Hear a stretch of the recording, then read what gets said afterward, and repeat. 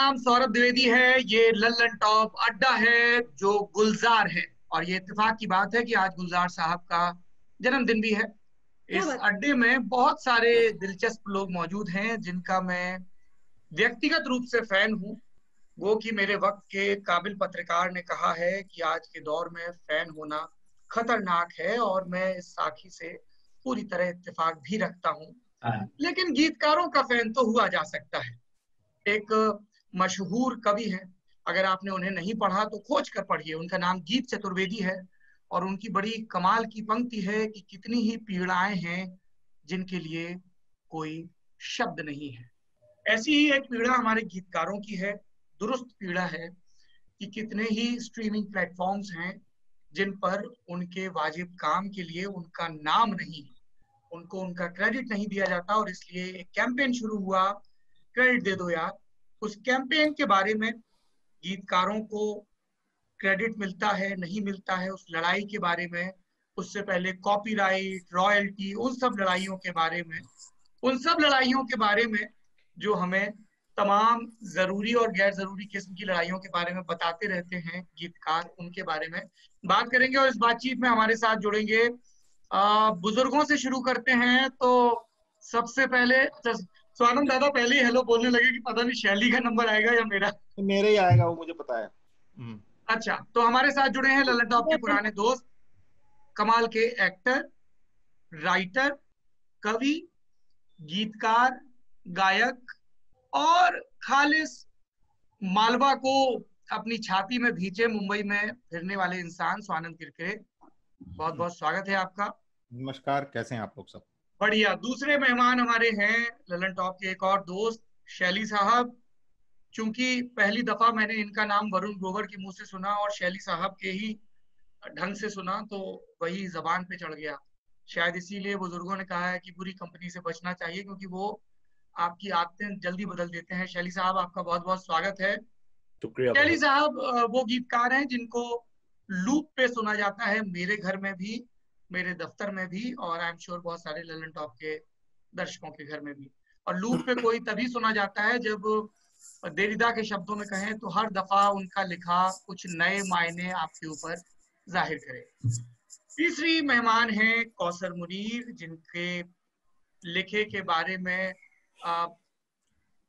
ये कुछ वैसा है कौसर मुनीर का लिखा, जैसे मैं आज ही एक लेख पढ़ रहा था शाहरुख खान के ऊपर, एक सोशियोलॉजी और पॉलिटिकल साइंस के पॉइंट ऑफ व्यू से राइटअप था, और उसमें शरद चंद्र का जिक्र था और कहा गया था कि शरद चंद्र को सारे कोमल हृदय वाले लोगों ने स्टार बनाया, क्योंकि शरद उस संवेदनशीलता को टटोल पाए। और कौसर मुनीर के साथ भी ऐसा ही है। और कौसर मुनीर का एक गाना है जो मुझे और मेरे जैसे लाखों कानसेनों को याद गली में धकेलता होगा, माना कि हम यार नहीं। कितने ही हिसाब हैं जो हम अधूरे छोड़ाते हैं, कितनी ही डायरियां हैं जो पूरी नहीं भरी जाती हैं। स्क्रीन पर आपको नजर आ रहे हैं मेरे दोस्त, मेरे रकीब वरुण ग्रोवर, जो बहुत अच्छा बाल साहित्य रचते हैं, उसके बाद बहुत ही राजनीतिक कविता रचते हैं, उसके बाद हमारे वक्त की सियासत को समझने के लिए बहुत ही जरूरी नजरिया अपनी नजर से मुहैया कराते हैं, और बाकी फिल्मों के लिए तो काम करते ही हैं जिस पर खूब खूब बात होती है। लेकिन इनका बाल साहित्य वाला पहलू ऐसा है जो मेरे हिये के ज्यादा करीब है। उसके बाद हैं स्क्रीन पर अन्विता, और अन्विता जिस मुद्रा में बैठी हैं, जो इनका स्वैग है, जो एटीट्यूड है, जो बहुत जतन से आता है, और ओढ़ा हुआ तो कतई नहीं है, ठीक इनके गानों की तरह। कई लोगों को लगता है कि खिलंदड़पन के लिए या सो कॉल्ड ऑन स्क्रीन या अल्फाजों में कैजुअल होने के लिए एफर्ट की जरूरत नहीं होती है। मैं ऐसे लोगों से कहूंगा कि आपको अपनी राय पर परमानेंट राय कायम नहीं करनी चाहिए। अगले मेहमान हैं अमिताभ भट्टाचार्य। हमारी पीढ़ी को, हमारी पीढ़ी की चिंताओं और बेचैनियों को सबसे ज्यादा आश्वस्त करने वाला, स्वर देने वाले, मतलब यूं समझिए कि आप तराई के जंगलों में भटक रहे हैं, एक निहायत ही लंबा चुनाव कवर करते हुए, और आपको 1.5-2 घंटे का वक्त मिल गया है एक बूथ से दूसरे बूथ तक जाते हुए, तो बीच में हवा है, जंगल है और अमिताभ के गाने हैं जो आपकी गाड़ी से आपकी आत्मा तक गूंजते हैं।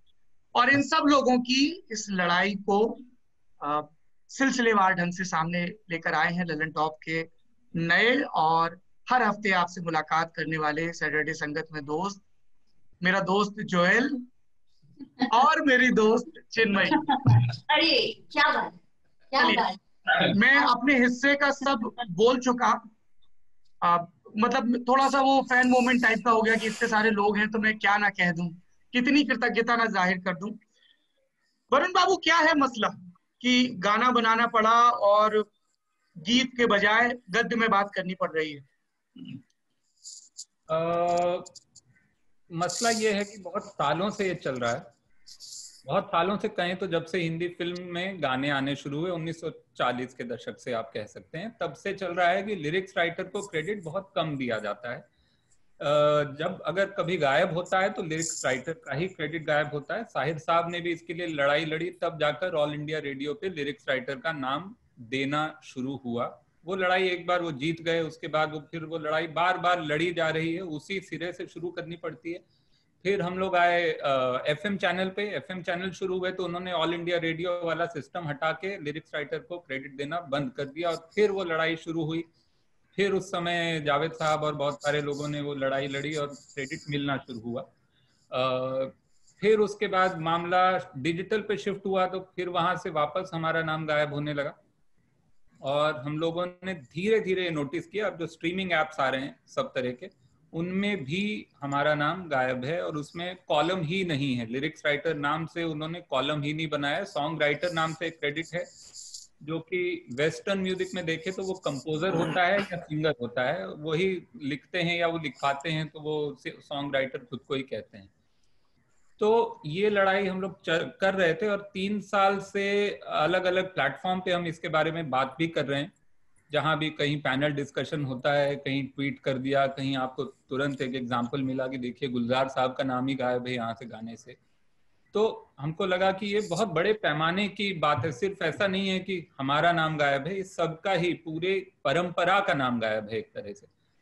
तो अब लगा कि कुछ ऐसा करना चाहिए जो कि सिर्फ ट्विटर पे कॉल आउट कल्चर या कैंसिल कल्चर से ऊपर उठ के थोड़ा सा लोगों को शरीक किया जाए उसमें। और लोगों को शरीक करने के लिए हमने सोचा कि जब हम दुनिया की हर सिचुएशन पे गाना लिख सकते हैं तो अपनी हालत पे क्यों ना लिखें।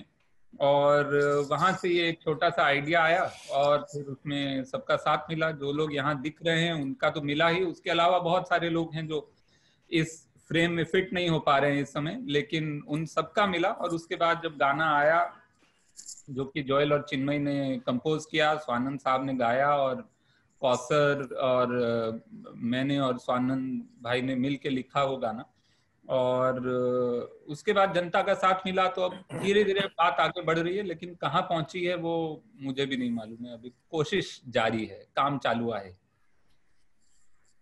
अन्विता, मसला क्या है? मैं आपको बताऊं कि एक बहुत बड़े अखबार के बहुत बड़े एडिशन लॉन्च के लिए और उसके सबसे बड़े पद के लिए जब एक आदमी इंटरव्यू देने जाता है तो वो आपकी लिखी लाइनें बोलता है और भी बहुत कुछ बोलता है और सिलेक्ट होता है। मतलब उसके सामने मशक्कत ये थी कि उसे ये समझाना था कि मैं अखबार को नई जनरेशन के लिए कैसे तैयार करूंगा। एंड ही सेज इश्क वाला love and then he explains, मतलब गाने का जिक्र करके वो समझाते हैं कि हम नई जनरेशन को कैसे टैप करेंगे। लेकिन जिस कलम ने, जिस नजर ने, जिस निगाह ने ये गाना रचा, उसके बारे में बताने में क्यों संकोच है? मुझे तो लगता है कि मतलब जैसे हम लोग ललन टॉप पे एक चीज करते थे, पिक्चर वाली पोयम, कि जब आप हमें हमारे वक्त की जबान दे रहे हैं, मुहावरे दे रहे हैं, तो आपका जिक्र तो सबसे ज्यादा होना चाहिए। क्या वो बीते दौर की बात होगी जो हम कहते हैं अरे यार ये लिखावट में लग तो शैलेंद्र का रहा है पर शायद गुलजार का हो, एक बार चेक कर लेते हैं। हम तो उन बहसों के आदी थे ना। तो क्यों हो रहा है अन्विता ऐसा? इनकी हिचक क्या है? काश पता होता, because then we could have fixed it. पर क्या हो रहा है कि जैसे वरुण कह रहे हैं, अनफॉर्चुनेटली फॉर सम रीजन बहुत टाइम से पहले भी किसी ने लड़ी ये लड़ाई। पहले शैलेंद्र साहब ने लड़ी और फिर फिर हम लोग वो धुन इनकी बोल उनकी रेडियो पे सुन सुन के जो बड़े हुए हैं, वो रेडियो के जेनरेशन से निकल के जब हम बाहर आए तो वो भी बंद हो गया। थोड़ा बहुत सीडीज पे और कैसेट्स में फिर भी दिखता था, फिर वो भी चला गया। पर जैसे कौसर वाज सेइंग उस दिन की ये तो वही बात होगी कि आपके बर्थ सर्टिफिकेट पे बाप का नाम तो है पर माँ का नाम नहीं है, या माँ का नाम तो है पर बाप का नाम नहीं। Kausar was saying this the other day, और कितनी सही बात है, बिकॉज दोनों बराबर के हिस्सेदार हैं इस बेबी को क्रिएट करने के, कंपोजर और जो लिरिक राइटर है। फॉर सम रीजन हमारा नाम छूट जाता है, क्योंकि कभी कभी कहा जाता है कि बहुत लंबा है तो फिट नहीं आ रहा, पर वो हम लोग, जैसे मेरा तो छोटा है पर मेरा फिर भी फिट नहीं आता। पता नहीं क्यों हम ही वो हैं। समटाइम्स आई फील कि इज इट कि हम लोग वो हैं कि हम बहुत शांति से बहुत प्यार से बात करने वालों में से हैं, चुप रहते हैं, ज्यादा बोलते नहीं, ज्यादा शोर नहीं करते, अपना सारा गुस्सा या प्यार जो भी है हम अपनी लिखाई में निकालते हैं। हम लोग वोकल नहीं होते उसके बारे में, शायद इसलिए हमें वो भूल जाते हैं। That doesn't justify. I wish मुझे इसका जवाब पता होता कि क्यों ऐसा। कभी तो टकर जाते होंगे उन कॉन्फ्रेंस रूम्स में जब ओटीटी प्लेटफॉर्म की या कुछ मीटिंग हो रही होगी, यार मतलब प्रॉब्लम क्या है। आपने जगह की बात कही तो मतलब डिजिटल में तो विस्तार है अपार, और प्रजा इस पार और उस पार दोनों पार। ये कोई बांद्रा की जमीन थोड़ी है कि खसरा खतौनी में 1 इंच भी इधर उधर नहीं हो सकता। अमिताभ बाबू, क्या है मसला, क्यों जिच है, मतलब इतनी बुनियादी चीज के लिए क्यों लड़ना पड़ रहा है। आप कोई उनसे खैरात तो मांग नहीं रहे हैं, आपने गाना लिखा है, आप बोल रहे हैं कि भाई आप लोगों को बताइए। क्योंकि हम लोग, let me tell you this, हम लोग वैसे भी खोजते हैं और हमें बहुत अडरम बडरम साइट्स पे जाना पड़ता है, क्योंकि ओरिजिनल सोर्स पे कई दफा लिरिसिस्ट का नाम नहीं होता है। जी देखिए, जहां तक मसला तो खैर अभी वरुण ने और अन्विता ने बताया ही क्या है। मेरे ख्याल से जो आपने बात कही ना कि एक समय था कि जब कम से कम ये चर्चा होती थी, गाने को सुन के ये बात निकलती थी कि यार ये सुना, ये शैलेंद्र साहब का लग रहा है, लेकिन चेक कर लो एक बार, कहीं हसरत जयपुरी का तो नहीं है। ये कम से कम चर्चा होती थी। अब वो रहा ही नहीं, अब उस तरफ ध्यान ही नहीं जाता है कि किसने लिखा है, वो सोचें आप। और वो एक माइंडसेट है जिसकी वजह मुझे लगता है कि यही है, वो एक एक दोनों चीजें रिलेटेड है, क्योंकि ये ध्यान कहीं जाता नहीं है, हमारा नाम और पीछे चला जा रहा है, सामने आ नहीं रहा है। और क्योंकि लोग, अब वो टच स्क्रीन का जमाना है, सर्च विंडो का जमाना है, हमारा नाम सामने दिखता ही नहीं, तो कहीं ना वो out of sight out of mind होते जा रहे हैं कि अब लिरिसिस्ट कौन है, इस बात पे ध्यान ही नहीं जाता। एंड आयरनी इस बात की यही है कि आज के जमाने में हम जब एक गाने को याद करते हैं या उसको सर्च करते हैं, जिस नाम से, जिस शब्द से, जिस पंक्ति से या जिस जुमले से उसको हम याद करते हैं, वो नाम जिस बंदे ने रखा या जिस बंदी ने दिया, वो हमारे जहन में आता ही नहीं, हमारे ध्यान में ही नहीं रहता है। सो वो एक परंपरा, एक कल्चर बनता चला जा रहा है। तो उस कल्चर को चेंज होना चाहिए। वो नाम सामने आएगा, दिखेगा, लोग इंटरेस्ट लेंगे कि भाई एक बात तो ये है भी कि लिखाई चीज ही ऐसी है कि थोड़ा सा एक समझने वाला जिसका थोड़ा सा रुझान हो उस तरफ, वो इंटरेस्ट लेता है कि यार ये थॉट बड़ा अच्छा लग रहा है, ये किन्होंने लिखा है। सबका ध्यान उस तरफ जाता नहीं है। जिनका नहीं जाता उनके लिए कम से कम हमारा नाम दिखे, तो कहीं हमारी फोटो दिख जाए, तो एक जहन में रहता है कि हाँ भी ये लोग भी हैं जो इस क्रिएटिव प्रोसेस में शामिल हैं। तो हम कहीं ना कहीं वही out of side out of mind, वो हम पीछे चले जा रहे हैं, मतलब ध्यान में नहीं आ रहे हम लोगों के। मुझे ये लगता है। कौसर, आपको लगता है कि इसके लिए जो सो कॉल्ड म्यूजिक लेवल है वो भी पर्याप्त पुश नहीं दे रहे हैं? जब मैं आपसे ये सवाल पूछ रहा हूँ कौसर, पिछले दिनों हमने एक बातचीत की थी नसरीन मुन्नी कबीर से, लता जी पर। उन्होंने एक बड़ी कमाल की किताब लिखी है, उसका हिंदी एडिशन आया था। तो लता जी बार बार जोर देके कहती है, उनसे पूछा कि ये आपके लिए सबसे महत्वपूर्ण क्या है, तो वो बहुत विचार के कहती हैं गाने के बोल, धुन, कौन गा रहा है, किस पर फिल्माया जा रहा है, ये सब बात की चीजें हैं। लिखा क्या है, मैं आवाज किसको देने वाली हूँ। तो आप लोगों का काम तो उस नजरिए से सबसे ज्यादा महत्वपूर्ण हो जाता है।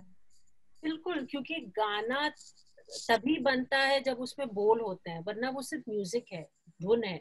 गाने का जो डेफिनेशन है वो यही है कि म्यूजिक पर शब्द चढ़े, या शब्द जो है उनको आप एक मेलोडी दें, एक धुन दें।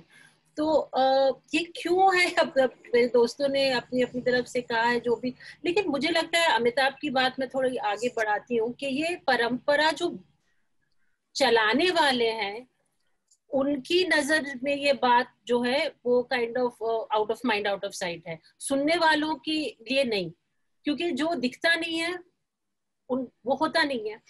तो म्यूजिक लेबल्स, प्लेटफॉर्म्स, कई दफे प्रोड्यूसर्स, वो सब एक तरह से भागीदार हैं इस ये जो पूरा एक क्या कहते हैं कल्चर जो बना है, जिसकी ट्रेडिशन या परंपरा जो भी कह रहे हैं, कि जो राइटर है वो इतना वो क्या कहते हैं वो दिखता नहीं है, उसने बना लिया, उसने अपने शब्द दे दिए और वो वहीं से बात शुरू हुई थी और फिर वो इतनी पीछे चली जाती है कि आपको जब तक वो उसका चेहरा बन के आता है और वो जब वो चकाचक बन के सामने आता है तो वो जो नाम देने वाला है वही गायब हो जाता है। तो मुझे लगता है कि it's not the viewers, it's not the audience, it's not the listeners, जो ये स्टेक होल्डर्स हैं उनके लिए perhaps we are not the most important people in the room. Music level वाले भी उसी हिसाब समझते हैं। सोनम दादा एक बात बताइए, जैसे हम लोग एक स्टूडेंट के तौर पे जब भी सिनेमा को या वेब सीरीज को देखते हैं, लिखते पढ़ते हैं, या उसके पहले थिएटर को, गानों को, एक चीज पे हमें बड़ा जोर दिया जाता है कि साहब लिखाई, मतलब वाल्मीकि के रचे पहले श्लोक से लेके मां निषाद से लेके अब तक, यार लिखो बढ़िया, बाकी चीजें बात की है, लिखो बढ़िया। तो जब ये बुनियादी चीज है, इस पे इतना जोर दिया जा रहा है कि भाई स्क्रिप्ट कैसी है, डायलॉग किसने रचे, और वही हमारी जबान में भी चढ़ते हैं, तो आपको लगता है उस इकोसिस्टम में और किसकी किसकी पुश की जरूरत है? आप तो गीतकार हैं, सीधे स्टेक होल्डर हैं, पर क्या डायरेक्टर्स को, म्यूजिक लेवल को, म्यूजिक कंपोजर्स को, उनको भी पुश नहीं करना चाहिए कि भाई आप मेरे लिरिसिस्ट का नाम क्यों नहीं दे रहे? क्योंकि दबाव तो सब तरफ से पड़ना चाहिए ना। दबाव बिल्कुल सब तरह से पड़ना चाहिए। आप बिल्कुल सही कह रहे हैं कि जहां लेखन ही सब चीज की जड़ माना जाता है, कि जहां से शुरुआत होती है, होनी भी चाहिए वहीं से शुरुआत। आप सबसे पहले क्या करते हैं, किसी भी चीज को लिखते हैं और उसके बाद उसको और मूर्त और उसको आकार देते हैं, जो भी आपको गढ़ना है, उसके ऊपर जो गढ़ना है, फिल्म का बनानी है, नाटक बनाना है, जो भी करना है। ये इसमें एक बहुत जो मेरे दोस्त सारे कह रहे हैं उसी बात को मैं आगे बढ़ा रहा हूं। देखिए, म्यूजिक लेबल्स का ही हाथ, म्यूजिक लेबल्स ही सबसे पहले इसमें मैं कहूंगा कि वो इसके लिए जिम्मेदार है। हमारे दोस्तों, देखिए क्या होता है कि इसके बारे में कई सारी थियरीज है कि ऐसा क्यों होता है, ऐसा क्यों। घर में तो हमसे बड़ा कोई नहीं है। जब हम बंद स्टूडियो में काम कर रहे हैं, जब हम आपस में, जब हम गाना बन रहा होता है, तब तो हम बहुत इंपॉर्टेंट है, तब तो वाह है, तब तो वाह भाई वाह, क्या बात लिखी है, ओ हो जिंदाबाद है। और गाना बन के आने के बाद, उसके रिलीज होने के बाद, उस गाने के ऊपर हीरो की शक्ल लग जाने के बाद, उसके बाद धीरे धीरे आपको नजर आने लगता है कि आपकी जरूरत जो है, वो जैसे जैसे आपकी जरूरत कम होती जा रही है, वैसे वैसे आपका वजूद भी घटता जा रहा है। इसकी कई सारी वजह है। मुझे कई बार लगता है कि शायद हम कलम और कागज पे लिखते हैं, पैसे नहीं खर्च होते लिखवाने में। अगर पैसे खर्च होने लगे तो उसकी भी इंपॉर्टेंस बनने लग जाए। म्यूजिक कंपोज करने में बहुत पैसे लगते हैं, तो वो आपके दिमाग में रहता है कि यार भाई वहां लग रहे हैं, स्टूडियो का चार्ज जा रहा है। अगर राइटर भी घंटे के हिसाब से पैसे लेगा आगे जिंदगी में, तो शायद हो सकता है कि ये कहें कि यार राइटर बड़ा इंपॉर्टेंट है। या अल्फाज के हिसाब से पैसे लेगा कि यार मैंने आपके लिए 50 अल्फाज लिखे, तो 50 अल्फाज के हिसाब से। मतलब राइटर ये बोले कि पहाड़ पे लिखना है तो पहले मैं माचू पिच्चू की श्रृंखलाओं में जाऊंगा, वहां बैठ के लिखूंगा। वहां बैठ के लिखूंगा, पैसे दीजिए आप मुझे वहां जाने के, और मैं माचू के अलग लूंगा और पिच्चू के अलग लूंगा, है ना। तो हो सकता है, मैं ये कयास है सर, मुझे नहीं पता, ये वस्तुस्थिति जो भी है वो आपके सामने है। कयास लगा रहे हैं कि ये ऐसा हो सकता है या वैसा हो सकता है। लेकिन आप जो कह रहे हैं कि लेखक, जैसे एक समय था जावेद अख्तर और सलीम जावेद, उस लेखकीय उसको कमांड करते थे। मैं मराठी थिएटर को देखता हूँ, मराठी थिएटर में हमेशा लेखक बहुत बड़ा रहा है। सलीम जावेद की स्क्रिप्ट को हाथ लगाने की हिम्मत नहीं होती थी किसी की कि यार इसमें ये चीज बदल दो, वो चीज बदल दो। उनसे पूछनी पड़ती थी, परमिशन लेनी पड़ती थी, तो वो कमांड रखते थे कुछ लेखक। लेकिन आज की डेट में वो बात बिल्कुल दरकिनार हो गई है। लिखने वाले का भी कहीं नाम नहीं आ रहा है, लिरिक राइटर का नहीं आ रहा है, डायलॉग और स्क्रीन पे लिखने वाले का तो और बुरा हाल है। और ये पूरी कम्युनिटी की बात है, इसलिए वो एक सलीम जावेद की बात नहीं है, राइटर जो पूरा जो कौम है। बिल्कुल मैं बिल्कुल नहीं कह रहा हूँ सलीम जावेद की अकेले की बात है। शैली साहब, ये इतने सारे आपके नौजवान दोस्तों ने इतनी बातें जोड़ी, आपने भी इंडस्ट्री को खूब करीब से देख लिया, मैं इस बात पर आपकी राय चाहूंगा और फिर आपके ही जरिए एक दूसरे मुद्दे पर दाखिल होंगे, रॉयल्टी का मसला, क्योंकि उसके लिए भी गीतकारों ने लंबी लड़ाई लड़ी है। देखिए, जो मेरे दोस्तों ने यहाँ बोला वो बिल्कुल सही बात है। मेरे पास कुछ ज्यादा कहने को तो नहीं है, लेकिन मैं जिस परिवार से आया हूँ वहाँ बचपन से ही, छुटपन से ही लिखने वालों की बातें होती थी, चाहे मिर्जा गालिब हो, चाहे अवतार सिंह पाश हो, शिव बटालवी हो, जिगर मुरादाबादी हो, और वो लोग अपने कलाम में अपना नाम दे दिया करते थे, जोड़ दिया करते थे। गालिब साहब भी, जिगर मुरादाबादी साहब भी, शिव बटालवी साहब भी। आज हमें ये बड़ा फनी लगता है, आज लगता है कि यार ये क्या बात हुई, कौसर ने गीत में अपना नाम दे दिया, या अमिताभ ने, लंबा सा अमिताभ भट्टाचार्य, इश्क हुआ तो ऐसे तो पूरा गीत ही अपने आप में मेरा नाम हाँ अपना। अच्छा, मेरे को लोग कहते हैं नहीं आपके लिए जगह नहीं बची। मैंने कहा देखिए, मैंने शैलेंद्र सिंह सोडी नहीं रखा, मैंने शैली का है। अब इसमें भी जगह नहीं बची तो आप बता दीजिए, फिर तो शी कर देता हूँ अकेला, तो वो उसके लिए भी आपके पास कोई ना कोई नया बहाना होगा। तो अगर वाल्मीकि साहब की आपने बात की, वाल्मीकि साहब, तुलसीदास जी, इन्होंने रामायण लिखी है। ओरल ट्रेडिशन से आज तक हम जानते हैं कि रामायण किन किन लोगों ने लिखी, कब कब लिखी, कैसे लिखी, ठीक है। और ये एक नाम देने में इनको क्या दिक्कत है, चाहे रिकॉर्ड लेवल्स हो, चाहे वो कोई और हो। हम अभिनेता अभिनेत्री की शक्ल देखते हैं अपने गीतों पे, उनके बड़े बड़े नाम होते हैं, उनके नाम होते हैं, फिर उसके बाद और एक दो नाम होते हैं, फिर कहीं जाके लिरिसिस्ट का नाम होता है, जो कि बड़ी, जिसके लिए बड़ी क्रांति, बड़ी आवाज उठानी पड़ती है, फिर हल्ला करना पड़ता है। ये इसमें हमारा कसूर है ही है, ये आवाज हमें बहुत पहले उठानी चाहिए थी। और दूसरी बात है कि कंपोजर्स को भी हम लोगों के साथ आना चाहिए। ऐसी जंग नहीं है जो हमें अकेली लड़नी है, कंपोजर्स को भी साथ आना चाहिए। बिकॉज संगीत की जब हम बात करते हैं, गीत की बात करते हैं, वो महज शब्द नहीं है, उसमें संगीत भी है।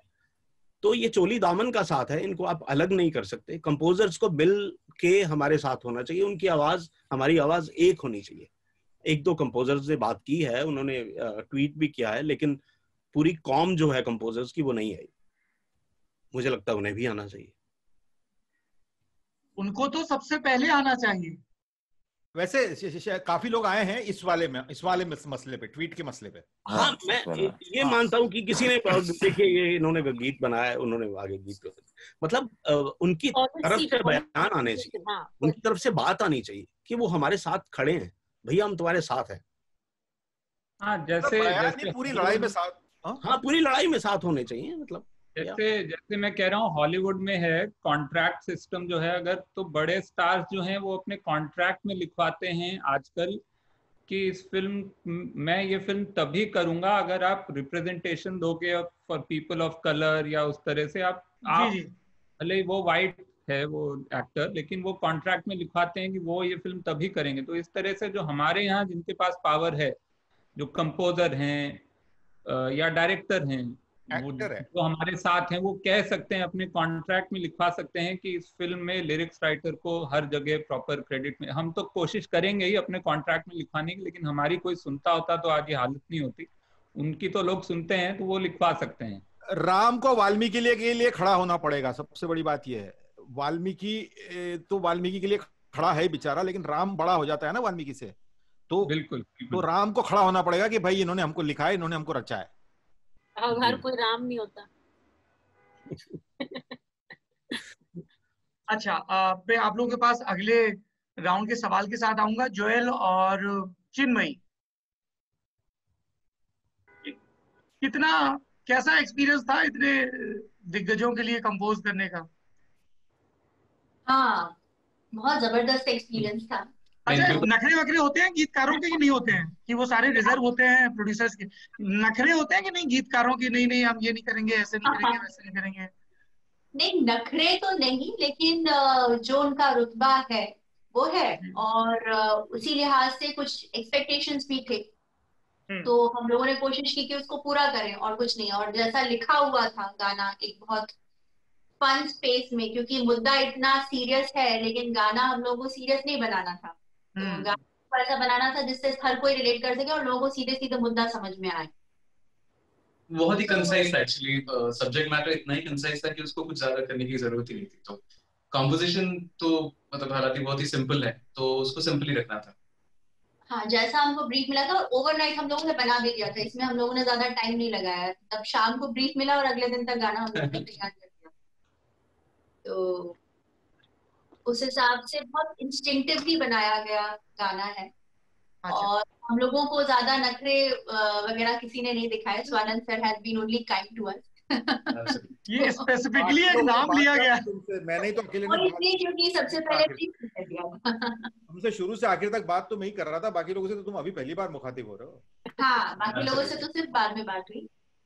तो काम अच्छा ही किया तुमने, मतलब उसमें कोई शक नहीं है, लेकिन मुझे रात को डर लगा कि मैं क्या करूं, तो मैं इन लोगों दोनों से काफी दिनों से सींग लड़ा रहा हूं, चिन्मयी और जोएल से, दूसरे मुद्दों पे।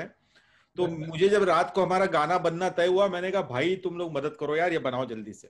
और इन्होंने इतना अच्छा बनाया कि फिर दूसरे दिन एकदम वाह वाह हो गई। Thank you sir, thank you. ये एक सोसाइटी है IRPS, IPRS है। अच्छा, थोड़ा मैं चाहता हूं कि आप मेरे दर्शकों को इसके बारे में बताएं, क्योंकि देखिए आप लोग कह रहे हैं कि म्यूजिक कंपनियों को दिलचस्पी लेनी चाहिए, कंपोजर्स को लेनी चाहिए, पर मैं थोड़ा पाले के इधर खड़ा हूं, तो मुझे लगता है कि पब्लिक अगर दिलचस्पी लेगी ना तो खेल बदल जाएगा। बड़े बड़े महंतों की, मठाधीशों की दुकानें बंद हुई हैं और बहुत से अंकुर वटवृक्ष में तब्दील हुए हैं पब्लिक के खाद पानी से। तो इसलिए मैं चाह रहा था कि थोड़ा सा वो आपकी दुनिया की दुश्वारियां समझें। तो ये IPRS क्या है, शैली साहब या अमिताभ आप बताना चाहें? आई थिंक वरुण या स्वानंद भाई बताएं, थोड़ा ये लोग समझाने में अच्छा करते हैं, बताएं। ये समझाते अच्छा है। वरुण बताओ। देंगे।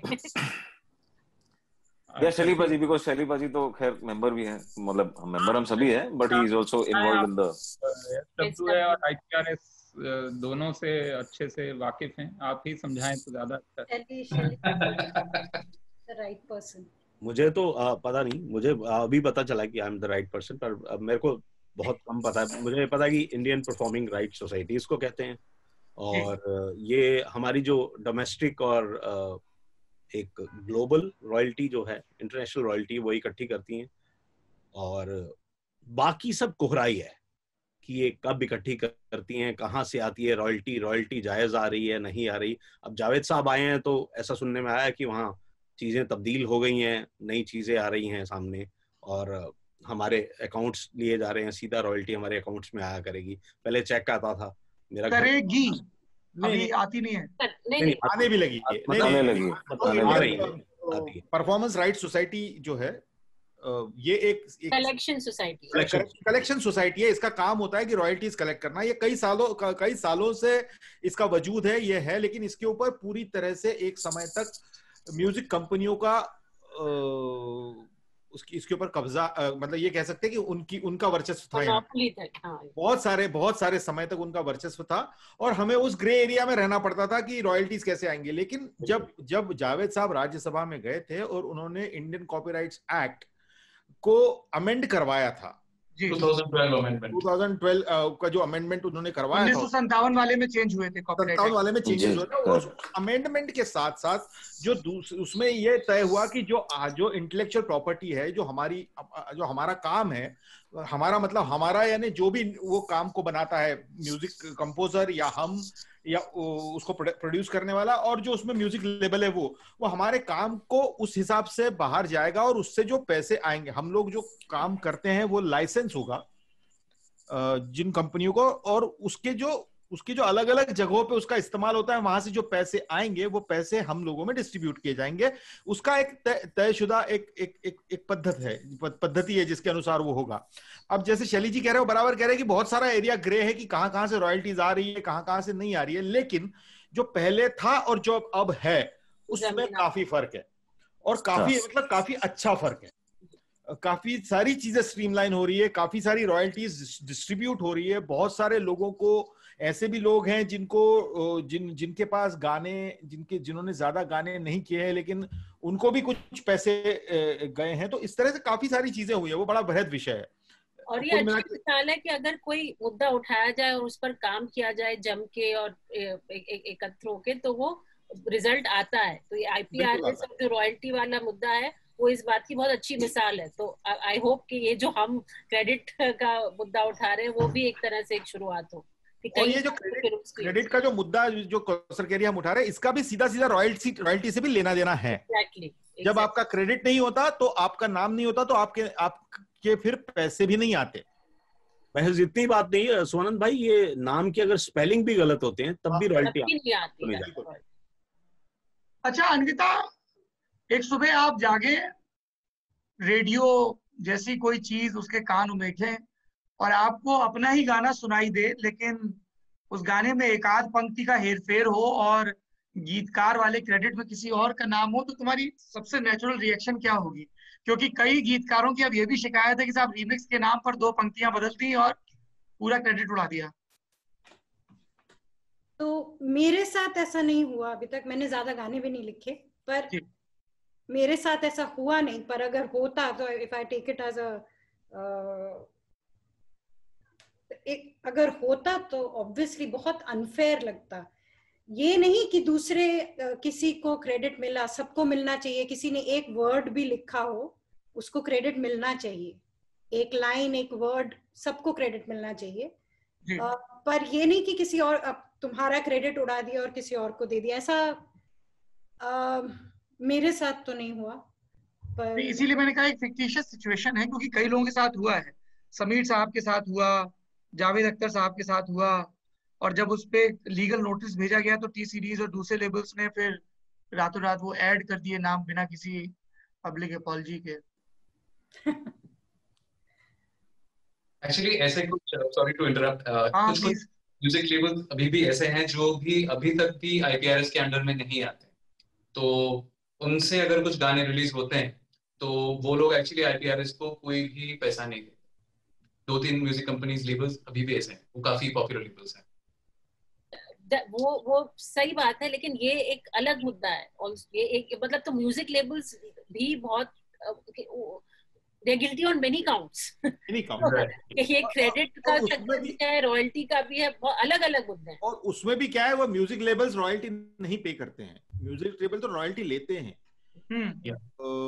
लेकिन लेकर देते नहीं है, बिल्कुल बिल्कुल। तो वो जो मुद्दा है वो यही है कि वो अलग है, वो अलग कहानी है, वो बिल्कुल एक अलग एपिसोड बन सकता है उसके ऊपर पूरा। राइट। अच्छा, ये अभी जो एपिसोड चल रहा है, ये क्रेडिट दे दो यार। जो आप सवाल पूछ रहे हैं उसी सवाल का जवाब कोई दे तो। लेकिन हाँ, ये होता है कि अगर आपका नाम नहीं हो तो वही हाल होता है यार कि फिर क्या कर रहे थे हम इतने दिनों से। अच्छा, कभी ऐसा भी होता है कि जैसे हम लोग या स्कूल कॉलेजेस में आप अपने हक की आवाज बुलंद करो, तो घरों में भी और घरों के बाहर भी जब घुड़का जाता है पावर सेंटर्स के द्वारा, तो कहा जाता है ज्यादा नेतागिरी ना करो, ज्यादा नेता ना बनो। तो आप लोगों को भी लगता है कि ये इस तरह की चीजें इंडस्ट्री में आती है, अच्छा ये लोग बहुत झंडा बरदार बन रहे हैं, ये इस चीज की लड़ाई लड़ रहे हैं, तो वो सो कॉल्ड जो म्यूजिक के मठाधीश हैं उनकी नजर में कि नहीं साहब ये कुछ ज्यादा ही पॉलिटिकली एक्टिव हैं, ये अपने हक के लिए ज्यादा ही जिंदाबाद मुर्दाबाद कर रहे हैं, इनसे थोड़ा दूर रहो। वरुण, ऐसा कुछ होता है क्या? हाँ, वो म्यूट किया था मैंने, नीचे किसी की कार का लॉक वो हो गया था तो पैं तो खैर, हाँ, तो मैं ये कह रहा हूँ मेरे ख्याल से ऐसा होता है, जहां तक मैंने सुना है जावेद साहब के साथ ऐसा हुआ है। और खास करके वो जो IPRS की जो लड़ाई वो लड़ रहे थे और उसको ठीक करने की, उसकी वजह से बहुत जगह उनके साथ लोगों ने काम करना बंद किया। हालांकि ये बात और है कि उनमें नुकसान उन्हीं का हुआ जिन्होंने नहीं किया काम, और जावेद साहब की लेगेसी और बड़ी होती गई और बड़ी होती जा रही है। लेकिन ऐसा सुना है मैंने, और ऐसा होना मेरे ख्याल से मतलब जिस तरह की दुनिया में हम हैं बड़ा नॉर्मल सा है। लेकिन उसके बावजूद ये कोई रीजन नहीं है कि आप आवाज न उठाएं, और खास करके जब सब लोग मिल के करें तो अपने आप फिर वो मतलब समझ आएगा उनको, भाई काम तो करना है, गाने तो लिखवाने ही हैं, नेता से लिखवाओ या नॉन नेता से लिखवाओ, गाना तो अगर जो अच्छा लिख रहा है उससे लिखवाना ही पड़ेगा। तो ये है, हम ये कोशिश कर सकते हैं कि नेता बनने के बाद हम और अच्छा लिखना लिखने की कोशिश करें। अच्छा, क्योंकि बात गानों की हो रही, गीतों की हो रही, इसलिए मेरा आखिरी सवाल थोड़ा सा आउट ऑफ सिलेबस है। मैं ललन टॉप के दर्शकों से, मेरे देश के नागरिकों से जो दुनिया में हैं ललन टॉप के दर्शक, उनसे भी ये उम्मीद करता हूँ कि वो जब कोई गाना सुने तो गाने के बोल में दिलचस्पी लेते हैं, इसमें भी दिलचस्पी लें कि ये लिखा किसने है। तो मेरा सवाल आप सब लोगों से है एक एक करके कि आपको स्क्रीन पर जितने भी दूसरे गीतकार नजर आ रहे हैं उनका कौन सा गाना सबसे ज्यादा पसंद है, ये बताना है लिरिक्स के पॉइंट ऑफ व्यू से, कि कोई लाइन आपको बड़ी अच्छी लग गई हो। जैसे कई आप में से कई लोगों से मेरी इस बारे में बात होती भी रहती है जब तक मिलते हैं, यार उसने ये बहुत अच्छा लिखा है या उसने वो बहुत अच्छा। शैली साहब। जी बड़ा ये कोइंसिडेंस ही है। मैं मेरे घर में मेरा नाम वैसे उन्हीं की वजह से रखा गया, मेरे पिताजी ने रखा था शैलेंद्र साहब की वजह से। और मुझे शैलेंद्र साहब बहुत ज्यादा, उनके गीत बड़े अच्छे लगते हैं। उनमें एक सादगी वाला एलिमेंट है जो वो बाकी, और जीनियस जो शैलेंद्र साहब की राइटिंग का था, तो वो बहुत अच्छा है। मतलब तमाम गीतकार और बहुत अच्छे हैं। नहीं, मैंने शायद मेरा सवाल स्पष्ट नहीं था। मैं ये कह रहा हूँ कि जो स्क्रीन पर नजर आ रहे हैं लोग आपको, वरुण, कौसर, अमिताभ, स्वानंद और अन्विता। इनमें अब ये अच्छा इनमें मेरे फेवरेट हैं, इनमें अमिताभ भट्टाचार्य। कौन सा गाना?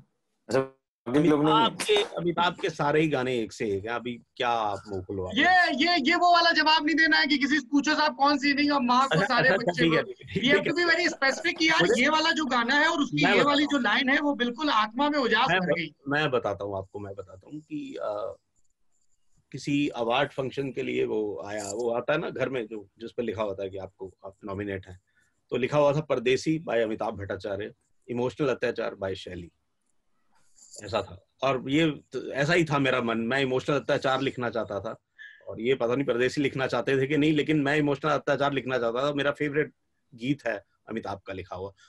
वो जैसा भी है, वो फनी है, वो शरारती है, वो जैसा भी है, बट मैं बहुत बड़ा कायल हूँ उस गीत का।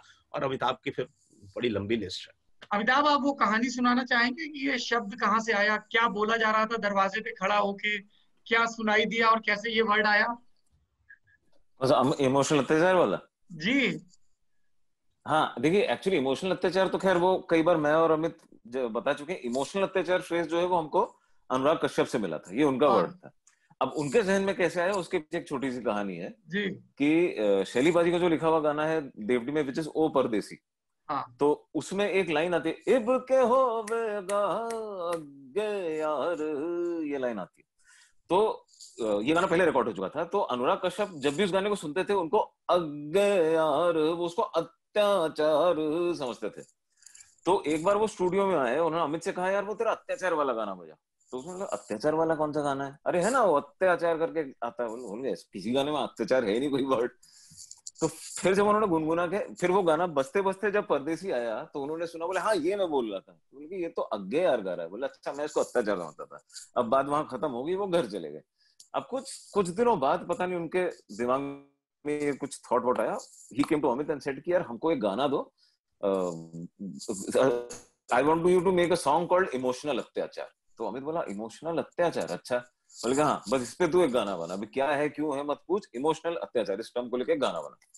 तो अब अमित मेरे पास है कि इस पे गाना बनाना, अच्छा इमोशनल अत्याचार है, सुनने में तो इंटरेस्टिंग लग रहा है, लेकिन क्या गाना बनाना है, क्या करना है। खैर फिर हमने उनसे फोन पे बात की, then he thought of a situation की भाई उसकी शादी हो रही है, वहां ब्रास बैंड आया हुआ है, वो यू नो दो जो ब्रास बैंड वाले सिंगर होते हैं, मतलब वो गा रहे हैं, मतलब वो अपने आप को रफी साहब से कम नहीं समझते, शिद्दत से गा रहे हैं, लेकिन देखने वाले को बड़े फनी लग रहे होते हैं।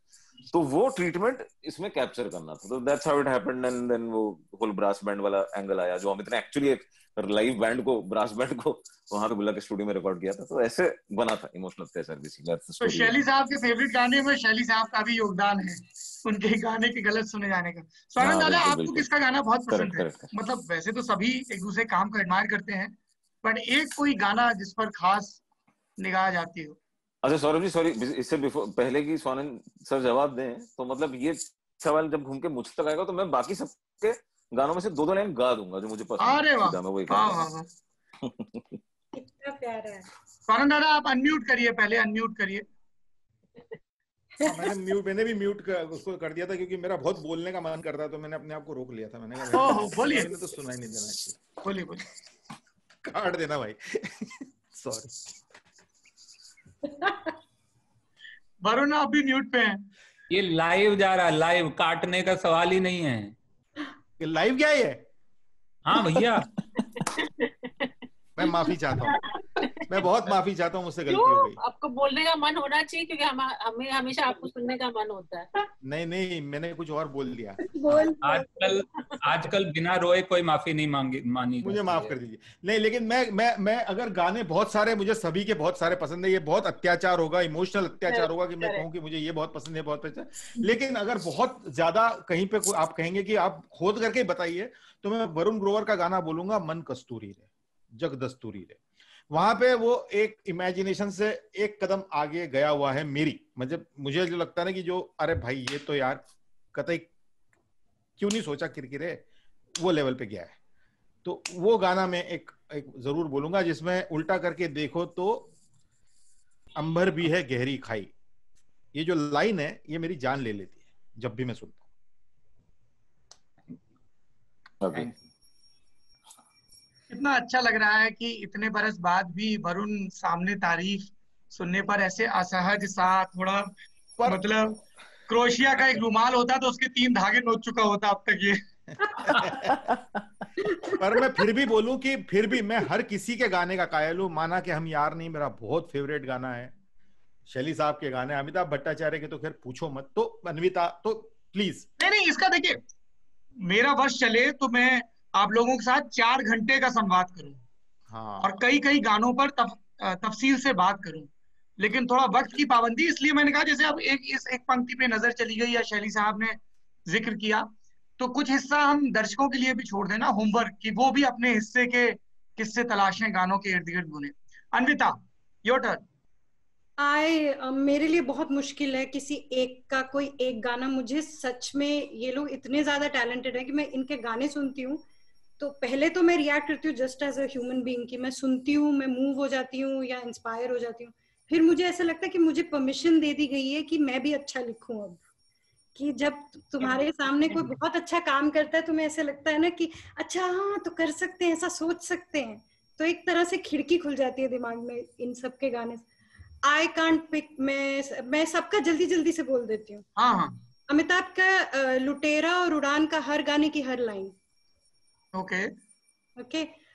वरुण का Mann Kasturi, I think it's the best thing that he has written, because उसमें मुझे बहुत सारी सच्चाई सुनाई देती है। और ये ऐसा गाना है कि कभी कभी मुझे खुश कर देता है और कभी कभी मुझे रुला देता है, वही गाना, डिपेंडिंग ऑन एंड। और जैसे गाया गया है वो तो है ही, पर बोल की वजह से।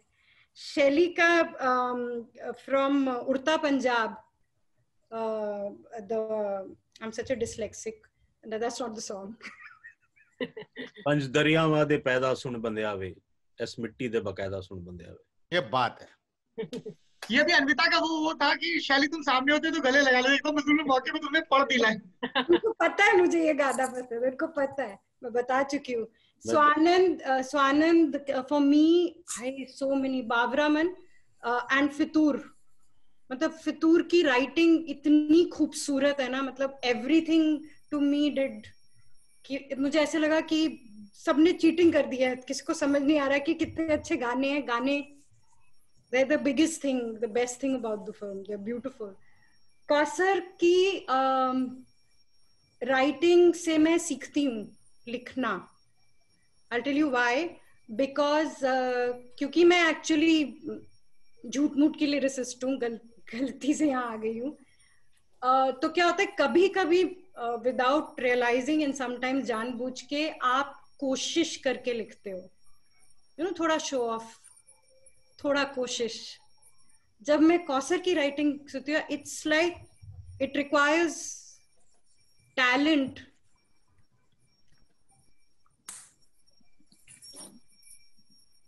ये क्या हुआ?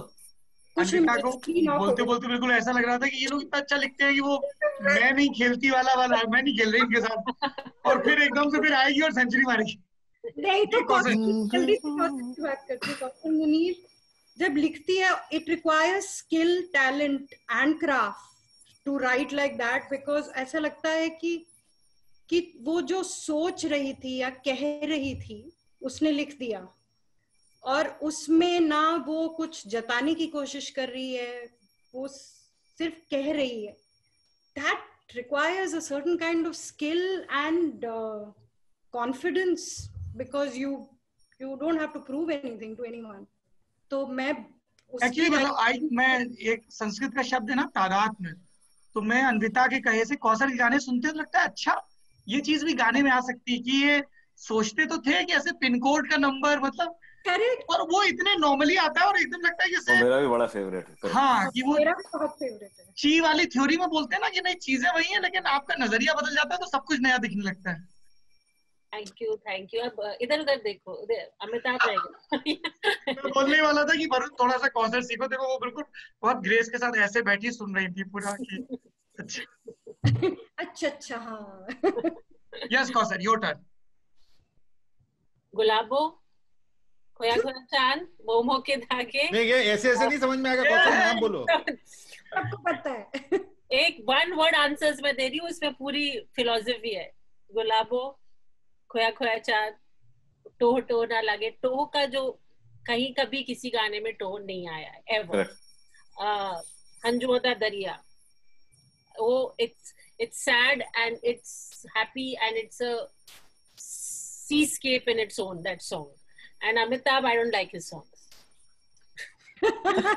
ये मैं दर्शकों को बता दूं कि ये जो कौसर मुनीर ने बयान दिया है इसे अभिधा में पढ़ा सुना और समझा ना जाए. ये याराना के कुछ पुराने हिसाब हैं जो चुकता हो रहे हैं. तो ये बहुत सारे उलाहने में लिपटा हुआ लाड़ है, दुलार है. I don't like this song.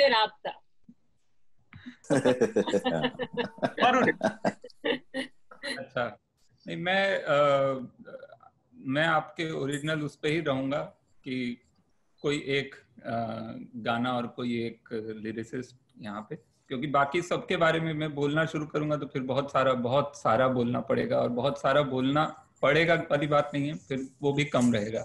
इसलिए मैं सिर्फ उसके लिए हम अलग से एक सत्संग करेंगे. एक हम लोग ललन टॉप पे नया प्रोग्राम शुरू कर रहे हैं जहाँ पे तसल्ली से एक विषय पर बात हो, और बात करते वक्त घड़ी ना देखी जाए कि भाई बात हो रही है तो हो रही है. बिल्कुल, बहुत अच्छा है. उसमें बहुत मजा आएगा. सब अपने 5-5 गानों की या 10-10 की जितने भी गानों की एक लिस्ट बना के लाएं और उन पे बात करें. बहुत अच्छा है ये. लेकिन मैं सिर्फ शैली साहब का एक गाना है डुग डुगी डुग, जुगनी फिल्म का, और वो जुगनी फिल्म के सारे ही गाने इतने गजब के हैं, इतना उसमें शायरी तो है ही, लेकिन सिर्फ मतलब रूह भी है और जिस्म भी है और क्राफ्ट भी है, और मतलब अलग ही लेवल है. और वो खैर उनके करीब हर गाने में मिलता है. लेकिन वो एक मैं सिर्फ इसलिए भी मेंशन कर रहा हूँ कि उस एल्बम को उतनी इज्जत नहीं मिली, या उतने व्यूज नहीं मिले, या उतने लोगों ने सुना नहीं, जाना नहीं उसको. इसलिए भी मुझे लगा उसको बोलना यहाँ जरूरी है. बाकी खैर ऐसा किसी के भी कोई भी गाने आपस में कंपेयर नहीं किए जा सकते हैं. नहीं वो तो उसका मकसद भी ये नहीं है. गाना है जो कि अगर जो लोग ये देख रहे हैं वो जरूर जुगनी का एल्बम जाके सुने, और फिर वापस जाके शैली साहब जो शायद सोशल मीडिया पे नहीं है, उनको इंस्टाग्राम पे है अभी, आ गए हैं इंस्टाग्राम पे, तो इंस्टाग्राम पर आ गए हैं और संकल्प लिया है मंगलवार के शुभ दिन कि मैं भी अपने नए जूतों की तस्वीर डालूंगा इंस्टाग्राम पर. बोल रहे थे यार क्या करूं इंस्टाग्राम पे, कि क्या ऐसे नए वो स्टिकर निकाल के डालूं कि देखो ये मेरी नई चप्पल आ गई. कम से कम शैली बाजी आज तो इस लुक में फोटो बनता है, डाल दीजिए इसको इंस्टाग्राम पे आप. Very stylish.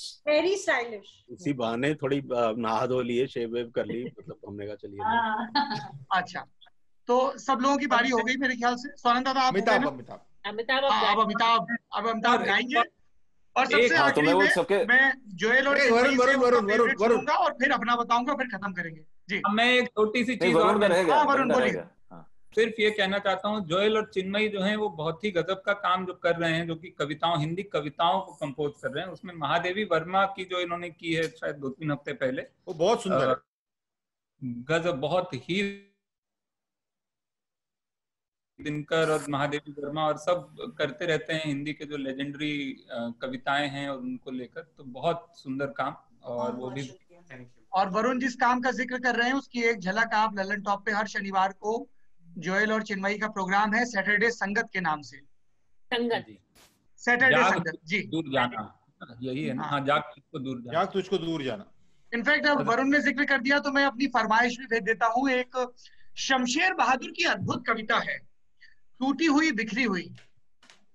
मतलब कविता क्या है, लोग कहते हैं कि पीले पानी के दरिया से गुजरते हुए एक सुबह उन्होंने सोने से ठीक पहले डायरी पर कुछ उकेर दिया था और फिर नामवर सिंह ने उसको तरतीबी दी, तो उसके पहले ठीक ठीक पता नहीं था कि ये गद्य है या कविता है। लेकिन वो जो टूटी हुई बिखरी हुई कविता है उसके हर दो पैरा में एक अलग ही वो है।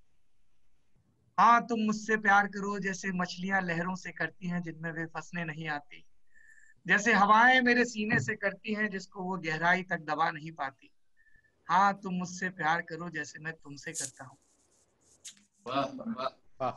तो अमिताभ बाबू आपका टर्न है। हाँ, तो मैं वही सबके दो दो लाइन बस गा दूंगा। और ये मतलब क्योंकि वही बात तो वही है कि वो बच्चों में से फेवरेट चुनना, तो मतलब मैं वैसा नहीं चुन रहा हूँ। जो भी गाने लायक मुझे याद है वो मैं हाँ मतलब ये ऐसा ना हो कि आखिरी में मैं अनजाने में खलनायक बन जाऊं। मकसद सिर्फ ये था कि किसी जैसे वरुण ने कहा कि भाई ये जुगनी सुनो, या स्वानंद भाई बोले कि वो आसमान वाला जो मेटाफर है उस पर गौर करो कि कुछ नई चीजों की तरफ ध्यान जाए। Correct, probably I should have framed my question better. तो शुरुआत करता हूँ स्वानंद भाई से। रूठे ख्वाबों को मना लेंगे, कटी पतंगों को थामेंगे, हो है जज्बा, हो है जज्बा, सुलझा लेंगे रिश्तों का मांझा। ये इनका हो गया। शैली बाजी का ओ परदेसी, ओ परदेसी, मीठा सा चढ़ा है बुखार तेरे में थारा परदेसी।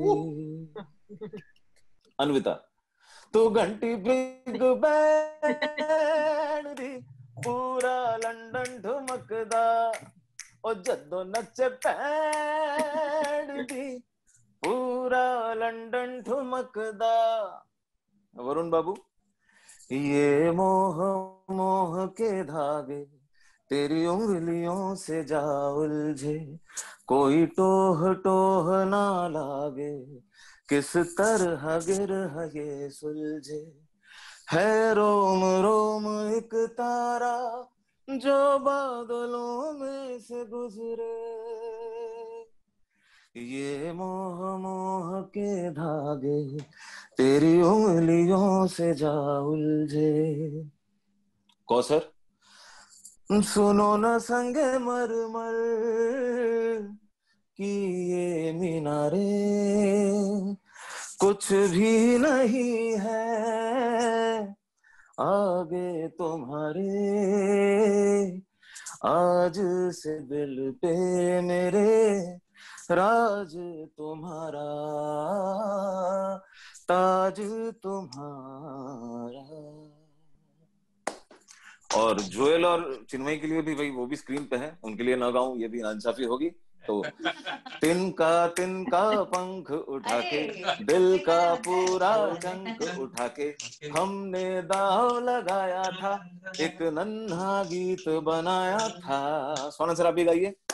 जिस दुनिया सारी कूल कहे, क्या हमने गीत फिजूल कहे, पर अब यार हमको ही तुम भूल गए।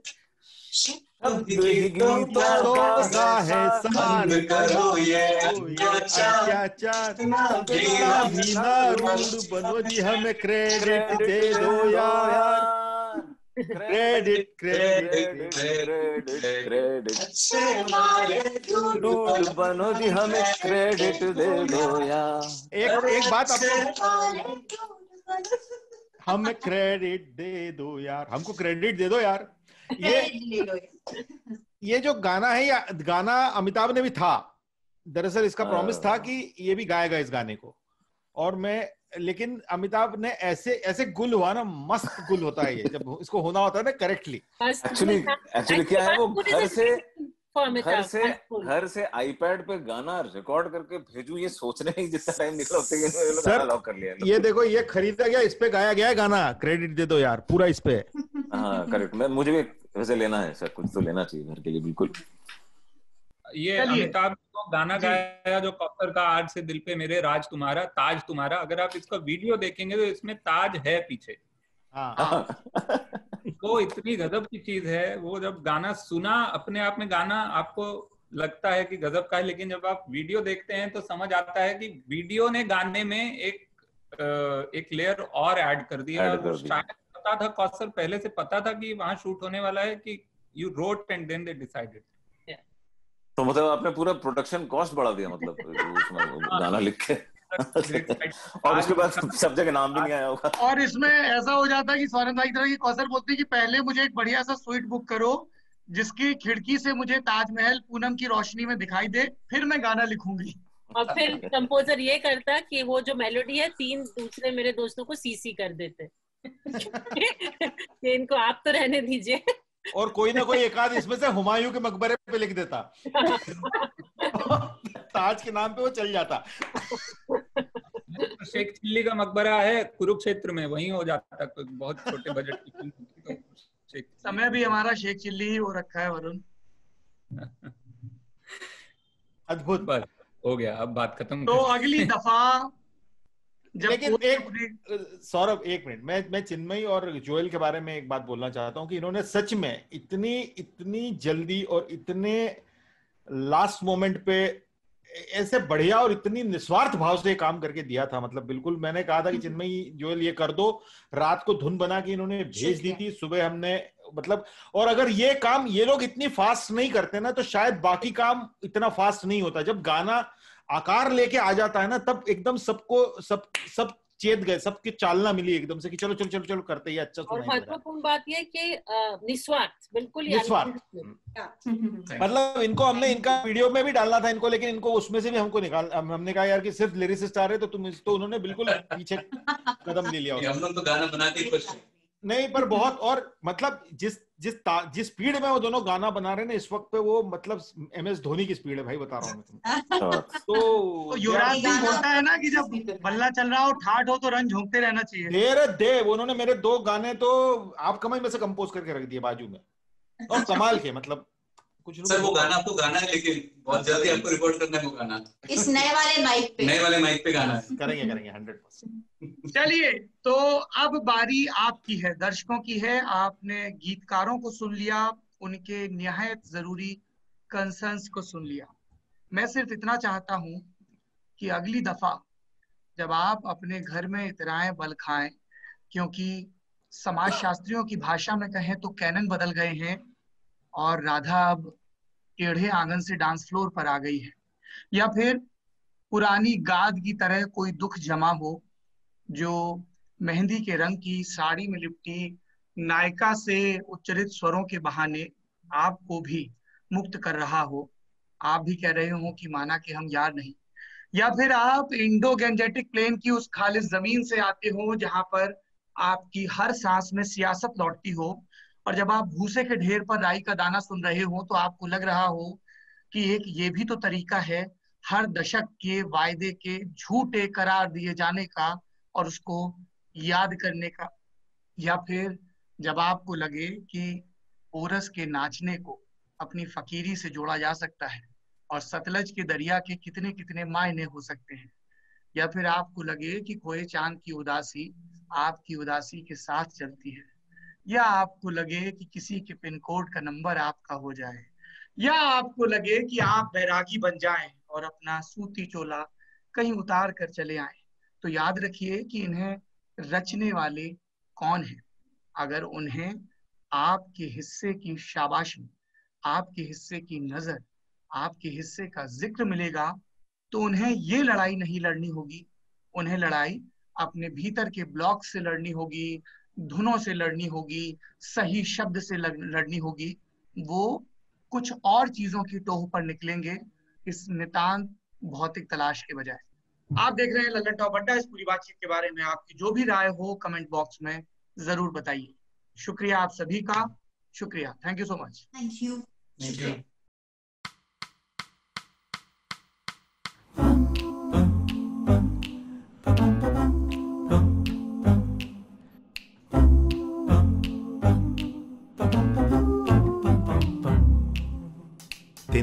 तिनका पंख उठा के, दिल का पूरा चंक उठा के हमने दांव लगाया था, एक नन्हा गीत बनाया था।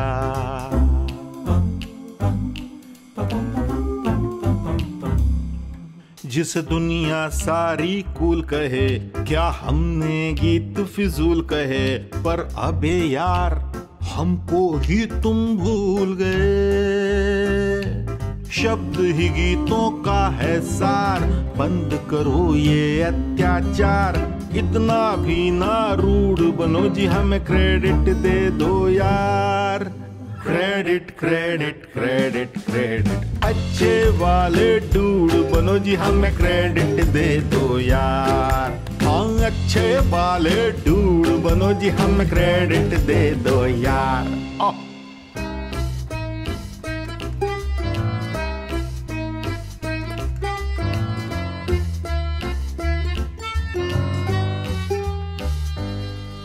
ख्यालों की बुनियाद बिछा के, शब्दों का एक पुल बना के, दिल से दिल मिलाते हैं हम, जीवन गीत बनाते हैं, जिन पर सारे प्लेटफॉर्म सजे। क्या हमने गीत फिजूल कहे, अपनी सेटिंग कर ली प्यारे, हमको ही तुम भूल गए। लफ्ज बिना आवाज कहाँ, सिंगिंग स्टार्स भी है बेकार। We are all in this together, हमको क्रेडिट दे दो यार। क्रेडिट क्रेडिट क्रेडिट क्रेडिट, जोर से बोलो लिरिसिस्ट, मिलके बोलो गीतकार। We are all in this together, हमको क्रेडिट दे दो यार। अरे जोर से बोलो लिरिसिस्ट, मिलके बोलो नगमा निगार। We are all in this together, हमको क्रेडिट दे दो यार। क्रेडिट दे दो यार, हमको क्रेडिट दे दो यार।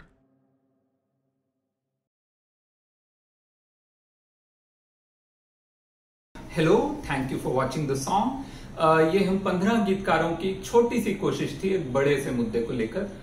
हम ऐसी किसी भी गलतफहमी में नहीं है कि आपको हमारी शक्लें याद रहेंगी, बट प्लीज मेक श्योर कि नाम याद रहे, क्योंकि सारी लड़ाई नाम की ही है। आप जहां भी हमारे गाने सुनते हैं, B it on any music platforms, apps, या फिर म्यूजिक कंपनीज के ऑफिशियल यूट्यूब चैनल्स पर, वहां अक्सर ऐसा होता है अगर किसी का नाम गायब होता है तो वो लिरिक्स राइटर का क्रेडिट होता है। And we just want them to credit us properly wherever they play our songs. और हम चाहते हैं कि इस मुद्दे में आप सब भी हमारे साथ जुड़ें। जिस भी तरह से आपको जहां भी अगर कभी दिखे कि लिरिक्स राइटर का नाम गायब है, तो please raise your voice, support us. Thank you.